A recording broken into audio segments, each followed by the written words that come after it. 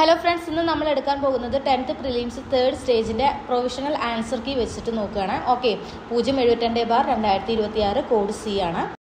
ഒന്നാമത്തെ question, 64ാമത് Kerala school കലോത്സവത്തിൽ കിരീടം നേടിയ ജില്ല ഏതാണ്? കണ്ണൂരാണ് 64ാമത് കേരള സ്കൂൾ കലോത്സവത്തിന് കിരീടം നേടിയത്. എന്നാൽ വേദിയായിരുന്നു തൃശ്ശൂർ. ഓക്കെ, 64ാമത് കേരള സ്കൂൾ കലോത്സവത്തിന്റെ വേദി ഏതെന്ന് ചോദിച്ചു കഴിഞ്ഞാൽ തൃശ്ശൂരാണ്. 2025 ഓടക്കുഴൽ പുരസ്കാരം നേടിയ വ്യക്തിയാണ് ആര്? EP രാജഗോപാലൻ. അയ്യാവഴി എന്നറിയപ്പെടുന്ന വിശ്വാസ സമ്പ്രദായത്തിന്റെ സ്ഥാപകൻ അയ്യാവഴി വൈകുണ്ഠസ്വാമികളാണ്. അഭിനവ കേരളം മാസിക പ്രസിദ്ധീകരിച്ച സാമൂഹ്യ പരിഷ്കർത്താവാണ് വാഗ്ഭടാനന്ദൻ. ദെൻ 1818 കൊച്ചിയിലെ ആദ്യത്തെ ഇംഗ്ലീഷ് മീഡിയം സ്കൂൾ സ്ഥാപിച്ച മിഷണറിയാണ് ഡൗസൺ. ഓക്കെ, 1818 കൊച്ചിയിൽ ആദ്യത്തെ ഇംഗ്ലീഷ് മീഡിയം സ്കൂൾ സ്ഥാപിക്കുന്നത്. അത് സ്ഥാപിച്ച മിഷണറിയാണ് ഡൗസൺ മിഷണറി. ഓക്കെ, കേരളത്തിലെ ആദ്യത്തെ സമ്പൂർണ്ണ സ്വദേശീയ അച്ചടിശാല ഏതെന്ന് ചോദിച്ചു കഴിഞ്ഞാൽ സെന്റ് ജോസഫ് പ്രസ് ആണ്. ഇമ്പോർട്ടൻ്റ് ആണ്. കേരളത്തിലെ ആദ്യത്തെ സമ്പൂർണ്ണ സ്വദേശീയ അച്ചടിശാലയാണ് സെന്റ് ജോസഫ് പ്രസ്. പഠിച്ചു പോവുക. ജലസംഭരണികളുടെ അവശിഷ്ടങ്ങൾ കണ്ടെത്തിയ സിന്ധു നദീതട നഗരമാണ് ഷോർ ടു ഗായ്. ഏതാണ്? ജലസംഭരണികളുടെ അവശിഷ്ടങ്ങൾ കണ്ടെത്തിയ സിന്ധു നദീതട നഗരമാണ് ഷോർ ടു ഗായ്. CE 1-ാം നൂറ്റാണ്ടിൽ നാണയങ്ങൾ പുറത്തിറക്കിയ ഇന്ത്യൻ ഗോത്ര റിപ്പബ്ലിക്കാണ് യൗധേയർ. ഏതാണ്? CE 1-ാം നൂറ്റാണ്ടിൽ നാണയങ്ങൾ പുറത്തിറക്കിയ ഇന്ത്യൻ ഗോത്ര റിപ്പബ്ലിക്കാണ് യൗധേയർ. ബ്രിട്ടീഷുകാർ രാജ്മഹൽ കുന്നിന്റെ താഴ്വരയിലെ സന്താളുകളെ അധിവസിപ്പിച്ച പ്രദേശമാണ് ദാമിൻകോഹ്. ദാമിൻകോഹിലാണ് സന്താളുമാരെ ബ്രിട്ടീഷുകാർ അധിവസിപ്പിച്ചിരുന്നത്. ദാമിൻകോഹ്. കേരള ഹൈക്കോടതിയിലെ പുതിയ ചീഫ് ജസ്റ്റിസ് ആരാണ്? നിലവിലെ ചീഫ് ജസ്റ്റിസ് ആരാന്നൊക്കെ ചോദിച്ചു കഴിഞ്ഞാൽ സൗമൻ സെൻ ആണ്. ഇന്ത്യയിലെ 4 പ്രധാന മെട്രോ നഗരങ്ങളായിട്ടുള്ള ഡൽഹി, കൊൽക്കത്ത, മുംബൈ, ചെന്നൈ എന്നിവയെ തമ്മിൽ ബന്ധിപ്പിക്കുന്ന ദേശീയപാത ശൃംഖലയാണ് സുവർണ ചതുഷ്കോണം. ഓക്കെ, മെട്രോ നഗരങ്ങളായ ഡൽഹി, കൊൽക്കത്ത, മുംബൈ, ചെന്നൈ എന്നിവയെ ബന്ധിപ്പിക്കുന്ന ദേശീയപാത ശൃംഖല സുവർണ ചതുഷ്കോണം. കൃഷ്ണരാജസാഗർ നദീതട പദ്ധതി ഏത് നദിയിലാണ് സ്ഥിതി ചെയ്യുന്നത്? കാവേരി നദിയിലാണ്.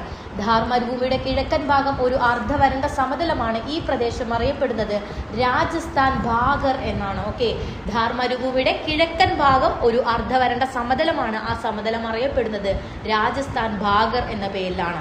താഴെ തന്നിരിക്കുന്നവയിൽ ഇന്ത്യൻ ഉപഭൂഖണ്ഡത്തിൽ ഉൾപ്പെടാത്ത രാജ്യം ഏതാണ്? പാകിസ്ഥാൻ, മാലദ്വീപ്, നേപ്പാൾ, അഫ്ഗാനിസ്ഥാൻ. ഇത്തരം ഏതാണ്? അഫ്ഗാനിസ്ഥാനാണ് ഇന്ത്യൻ ഉപഭൂഖണ്ഡത്തിൽ ഉൾപ്പെടാത്ത രാജ്യം. 7 ഉപഭൂഖണ്ഡങ്ങളാണുള്ളത്. പാകിസ്ഥാനും ഇന്ത്യയും, നേപ്പാളും ഭൂട്ടാനും, അതുപോലെ മാലദ്വീപും ശ്രീലങ്കയും, പിന്നൊരാളുണ്ട് ബംഗ്ലാദേശ്. ഇവരാണ് ഇന്ത്യൻ ഉപഭൂഖണ്ഡത്തിൽ ഉൾപ്പെടുന്ന രാജ്യങ്ങൾ എന്ന് പറയുന്നത്. ചുവടെ കൊടുത്തിരിക്കുന്നവയിൽ ഒരു അലോഹ ധാതുവാണ് മൈക്ക. മാഗ്നൈറ്റും സിന്നബാർ, ബോക്സൈറ്റും ഒക്കെ ലോഹധാതുക്കളാണ്. ഉത്തരേന്ത്യൻ സമതലങ്ങളിൽ കാണപ്പെടുന്ന പഴയ എക്കൽ നിക്ഷേപങ്ങൾ അറിയപ്പെടുന്നത് ബംഗാർ എന്നും എങ്കിൽ പുതിയ എക്കൽ നിക്ഷേപങ്ങൾ അറിയപ്പെടുന്ന പേരാണ് ഖാദർ എന്നുള്ള കാര്യവും ഓർത്തുവെക്കുക. ഉയർന്ന പർവ്വത ചരിവുകളിൽ കാണപ്പെടുന്ന വേനൽക്കാല പുൽമേടുകളായ ബുഗ്യാൽ ഉൾപ്പെടുന്ന ഹിമാലയ പർവ്വത മേഖല ഏതാണെന്നാണ് ചോദിച്ചിരിക്കുന്നത്. ഏതാണ്? ഉത്തരാഖണ്ഡ് ഹിമാലയത്തിലാണ് ബുഗ്യാൽ എന്ന വേനൽക്കാല പുൽമേടുകൾ കാണപ്പെടുന്ന ഹിമാലയ പർവ്വത മേഖല എന്ന് പറയുന്നത്. ഓക്കെ, താഴെ തന്നിരിക്കുന്നതിൽ അവശിഷ്ട പർവ്വതം PYQ തന്നെയാണ് ആരവല്ലി. ഏതാണ്? ആരവല്ലിയാണ് താഴെ തന്നിരിക്കുന്നതിൽ അവശിഷ്ട പർവ്വതത്തിന് ഉദാഹരണം. സമ്പൂർണ്ണമായി സൗരോർജ്ജം ഉപയോഗിച്ച് പ്രവർത്തിക്കുന്ന ലോകത്തിലെ ആദ്യത്തെ വിമാനത്താവളമാണ് കൊച്ചിൻ അന്താരാഷ്ട്ര വിമാനത്താവളം. ഓക്കെ, നെക്സ്റ്റ്, താഴെ തന്നിരിക്കുന്നതിൽ പടിഞ്ഞാറൻ തീര സമതലത്തിന്റെ സവിശേഷതകൾ ഏതെല്ലാം എന്നാണ് ചോദിച്ചിരിക്കുന്നത്. ഏതാണ്? പടിഞ്ഞാറൻ തീര സമതലത്തിന്റെ സവിശേഷതകൾ. ഉപദ്വീപീയ പീഠഭൂമിക്കും അറബിക്കടലിനും ഇടയിൽ സ്ഥിതി ചെയ്യുന്നു. ശരിയാണ്. ഇത് ഉയർത്തപ്പെട്ട തീര സമതലമാണ്. തെറ്റാണ്. തീരത്തോടടുത്ത് കായലുകൾ കാണപ്പെടുന്നു. ശരിയാണ്. നദികളുടെ നിക്ഷേപണ പ്രക്രിയ മൂലം ഡെൽറ്റ രൂപം കൊള്ളുന്നു. തെറ്റാണ്. ഓക്കെ, ഏതൊക്കെയാണ്? ഉപദ്വീപീയ പീഠഭൂമിക്കും അറബിക്കടലിനും ഇടയിൽ സ്ഥിതി ചെയ്യുന്നതാണ് പടിഞ്ഞാറൻ തീര സമതലം. അതുപോലെ തീരത്തോടടുത്ത് കായലുകൾ കാണപ്പെടുന്നു. 1ഉം 3ഉം ശരിയാണ്. നിങ്ങൾ എനിക്ക് രക്തം തരും, ഞാൻ നിങ്ങൾക്ക് സ്വാതന്ത്ര്യം തരാം. ആരുടെ വാക്കുകളാണിത്? സുഭാഷ് ചന്ദ്രബോസിന്റെ വാക്കുകളാണ്. കേരളത്തിൽ ബ്രിട്ടീഷ് അധികാരത്തിനെതിരെ നടന്ന ആദ്യ കലാപം ഏതാണെന്ന് ചോദിച്ചു കഴിഞ്ഞാൽ ആറ്റിങ്ങൽ കലാപമാണ്. ഓക്കെ, കേരളത്തിൽ ബ്രിട്ടീഷ് അധികാരത്തിനെതിരെ നടന്ന ആദ്യ കലാപം ആറ്റിങ്ങൽ കലാപം. സംഘടിത കലാപം ആറ്റിങ്ങൽ കലാപം തന്നെ. ഇന്ത്യ വിൻസ് ഫ്രീഡം PYQ തന്നെ. ഇന്ത്യ വിൻസ് ഫ്രീഡം എന്ന പുസ്തകം രചിച്ചത് മൗലാന അബ്ദുൽ കലാം ആസാദാണ്. സാർവത്രിക പ്രായപൂർത്തി വോട്ടവകാശത്തിന്റെ അടിസ്ഥാനത്തിൽ ഇന്ത്യയിൽ തെരഞ്ഞെടുപ്പ് നടന്ന ആദ്യത്തെ പ്രദേശം ഏതാണെന്ന് ചോദിച്ചു കഴിഞ്ഞാൽ മണിപ്പൂരാണ്. സാർവത്രിക പ്രായപൂർത്തി വോട്ടവകാശത്തിന്റെ അടിസ്ഥാനത്തിൽ ഇന്ത്യയിൽ തെരഞ്ഞെടുപ്പ് നടന്ന ആദ്യത്തെ പ്രദേശമാണ് മണിപ്പൂർ. ഇന്ത്യയിൽ ഭാഷാടിസ്ഥാനത്തിൽ രൂപീകരിച്ച ആദ്യത്തെ സംസ്ഥാനം ആന്ധ്രാപ്രദേശാണ്. മഹാത്മാഗാന്ധി അധ്യക്ഷത വഹിച്ച ആദ്യത്തെ കോൺഗ്രസ് INC സമ്മേളനമാണ് ബെൽഹാം സമ്മേളനം. ഇന്ത്യയിലെ നാട്ടുരാജ്യങ്ങൾ ഇന്ത്യൻ യൂണിയനോട് ലയിപ്പിക്കാൻ പ്രധാന പങ്കുവഹിച്ച നേതാവ് ആരാണ്? സർദാർ വല്ലഭായ് പട്ടേലാണ്. ഭാഷാടിസ്ഥാന സംസ്ഥാനങ്ങൾ പുനഃസംഘടിപ്പിക്കുന്നതിനായി രൂപീകരിച്ച കമ്മീഷനാണ് സംസ്ഥാന പുനഃസംഘടനാ കമ്മീഷൻ. ഇമ്പോർട്ടന്റ് ആണ്. ഇന്ത്യൻ ദേശീയ പ്രസ്ഥാനത്തിലെ വന്ധ്യവയോധിക എന്നറിയപ്പെടുന്നത് അരുണ ആസഫ് അലിയാണ്. ഇന്ത്യൻ ദേശീയ പ്രസ്ഥാനത്തിലെ വന്ധ്യവയോധിക. ഇന്ത്യൻ സ്വാതന്ത്ര്യ സമരത്ത് ഗദ്ദാർ പാർട്ടി സ്ഥാപിതമായ വർഷം ഏതാണ്? 1913 ലാലാ ഹർദയാലിന്റെ നേതൃത്വത്തിൽ അമേരിക്കയിൽ വന്നതാണ് ഗദ്ദാർ പാർട്ടി. ഓക്കെ, ഇതൊക്കെ PYQ തന്നെയാണ്. മസ്ദൂർ കിസാൻ ശക്തി സംഘടന ഏത് സംസ്ഥാനത്ത് ആണ് പ്രവർത്തിച്ചിരുന്നത്? രാജസ്ഥാനിലാണ് മസ്ദൂർ കിസാൻ ശക്തി സംഘടന. ഇന്ത്യയിൽ വിവരാവകാശ നിയമം നിലവിൽ വന്ന വർഷം 2005 ഇന്ത്യയിൽ വിവരാവകാശ നിയമം നിലവിൽ വന്നത്. വിവരാവകാശ നിയമത്തിന്റെ പരിധിയിൽ വരാത്തത് തിരിച്ചറിയുക. അപ്പൊ പരിധിയിൽ പെടുന്നവയാണ് സർക്കാർ പത്രക്കുറിപ്പുകൾ, ഇലക്ട്രോണിക് രൂപത്തിൽ കൈവശം വെച്ചിരിക്കുന്ന വിവരങ്ങൾ, ഗവൺമെന്റ് സർക്കുലറുകൾ എന്നിവ എന്താണ്? വിവരാവകാശ നിയമത്തിന്റെ പരിധിയിൽ വരുന്നവയാണ്.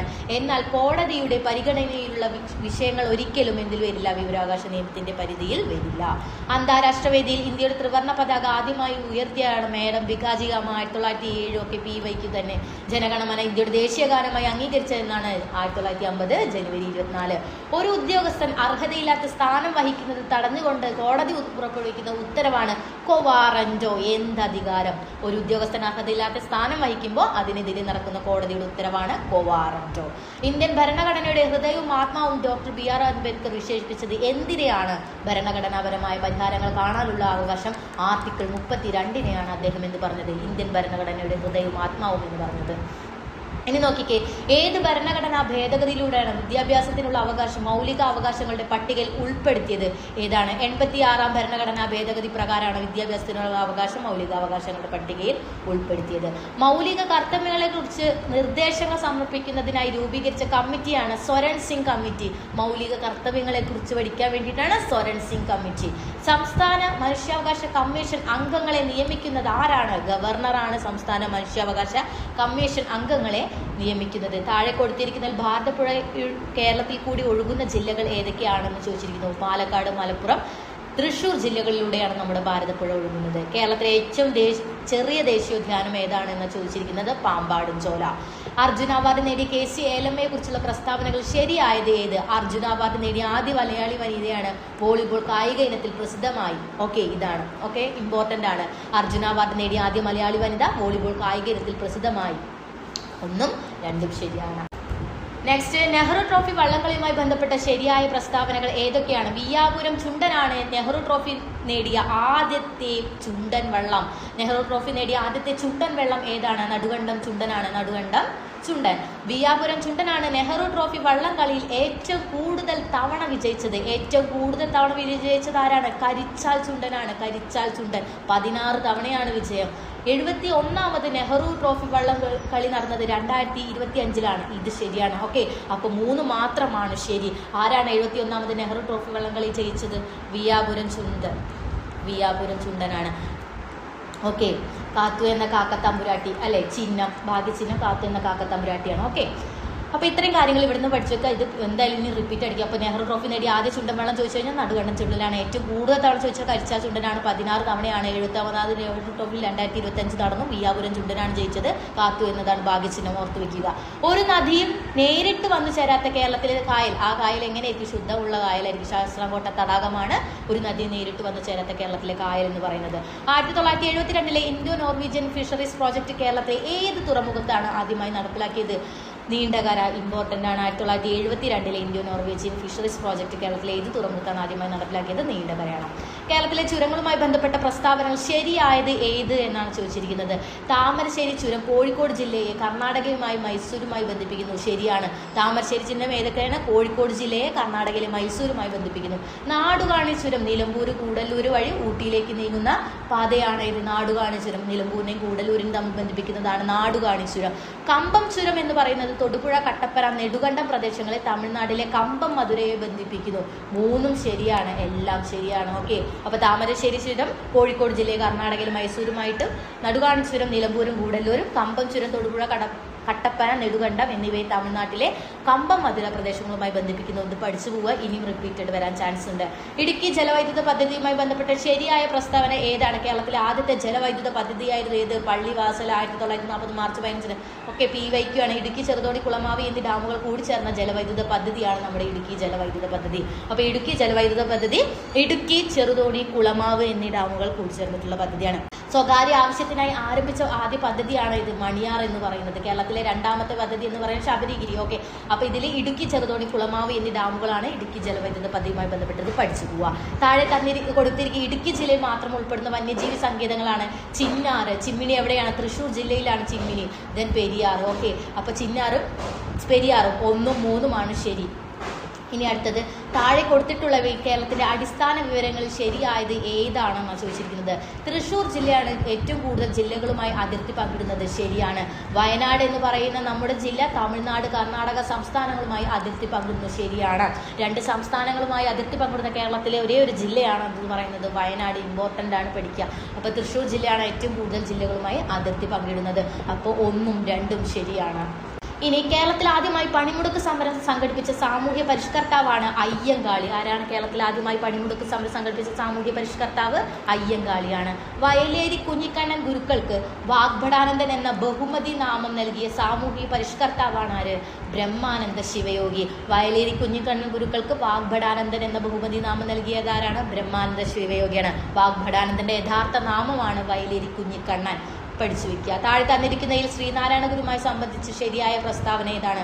ഒരു ജാതി, ഒരു മതം, ഒരു ദൈവം, മനുഷ്യൻ എന്ന ആപ്തവാക്യമാരുടെയാണ്? SNന്റെയാണ്.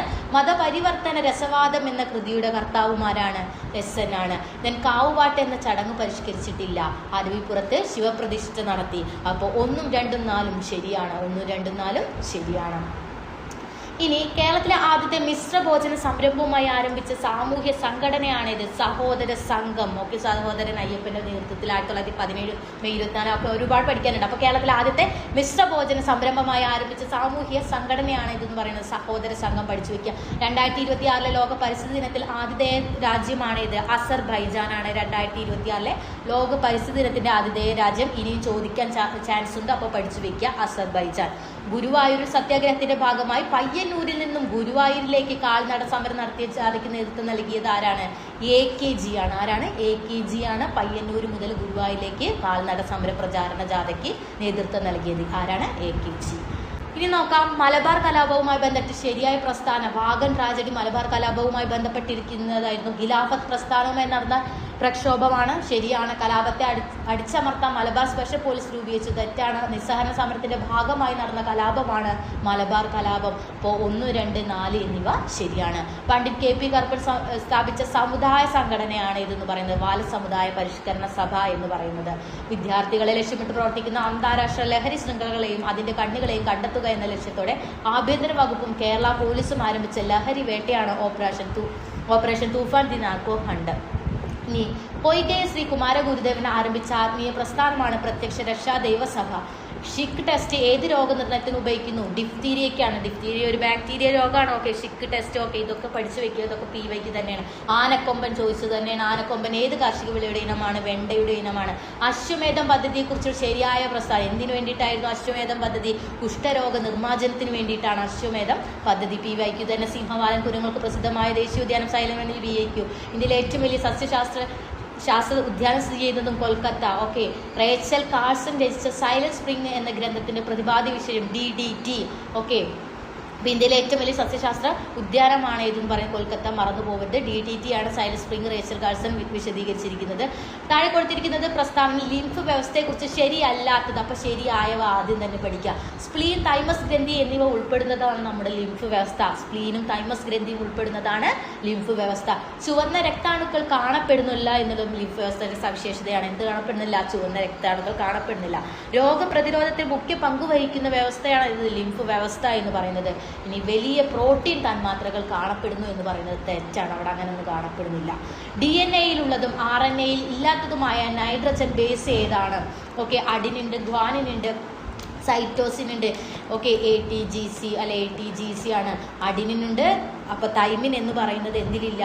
RNA-യിലില്ല. RNA-യിലുള്ളത് AU GC ആണ്. ഓക്കെ, AUGC ആണ്. യുറാസിലാണ് RNA ഉള്ളത്. ഓക്കെ, അപ്പോൾ DNA ഉള്ളതും RNA ഇല്ലാത്തതുമായ നൈട്രജൻ ബേസ് ഏതാണ്? തൈമിനാണ്. ഏതാണ്? തൈമിനാണ്. ഓക്കെ, പഠിച്ചു വെക്കുക, ഇമ്പോർട്ടൻ്റ് ആണ്. നാവികരുടെ പ്ലേഗ് എന്നറിയപ്പെടുന്ന രോഗം ഏത് ജീവകത്തിൻ്റെ കുറവ് മൂലമുണ്ടാകുന്നത്? ജീവകം സ്കർവി. ഓക്കെ, നാവികരുടെ പ്ലേഗ് എന്നറിയപ്പെടുന്ന രോഗം ഏത് ജീവകത്തിൻ്റെ കുറവ് മൂലമുണ്ടാകുന്നു? സ്കർവി. ജീവകം C. പക്ഷിപ്പനിക്ക് കാരണമായ വൈറസ് ആണ് ഏത് പറയുന്നത്? H5N1 ആണ് പക്ഷിപ്പനിക്ക് കാരണം. ഒരു വസ്തുവിൻ്റെ സ്വാഭാവിക ആവൃത്തിയെ സ്വാധീനിക്കാത്ത ഘടകമാണ് വസ്തുവിൻ്റെ നിറം എന്ന് പറയുന്നത്. നിറത്തിന് പ്രാധാന്യമില്ല.